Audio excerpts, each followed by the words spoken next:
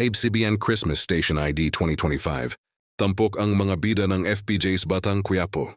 Muling pinatunayan ng ABS-CBN ang lakas ng kanilang mga programa at bituin sa inilunsad na Christmas Station ID 2025 na may temang Love, Joy, Hope, Sabay Tayo Ngayong Pasko. Isa sa pinakatampok at napansin agad ng mga manonood ay ang espesyal na pagpapakita ng cast ng FPJ's Batang Quiapo, ang numero 1 action drama series ng bansa. Sa unang bugso pa lang ng video, agad na umapaw ang saya ng ipakita sina Coco Martin kasama ang ilan sa mga mahahalagang karakter ng serye.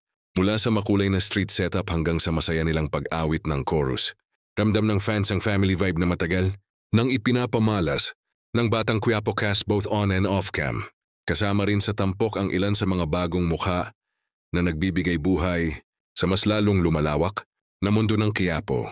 Pinagsama yung mga veterano, kontrabida, at mga batang karakter na mahal na ng publiko.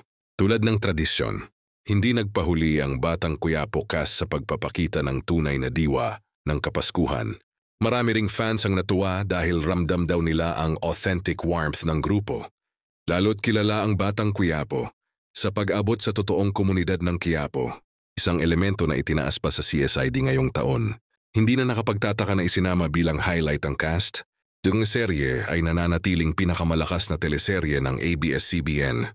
Hindi pa may featured use sa kanila ay isang pasasalamat sa impact ng show sa mga manonood. Mula 2023 hanggang ngayon, ibinahagi rin ng ilang production members na mahalaga para sa network ng ipakita ang mga programang nagbibigay inspirasyon at pag-asa, at Batang Quiapo ang isa sa nangunguna rito.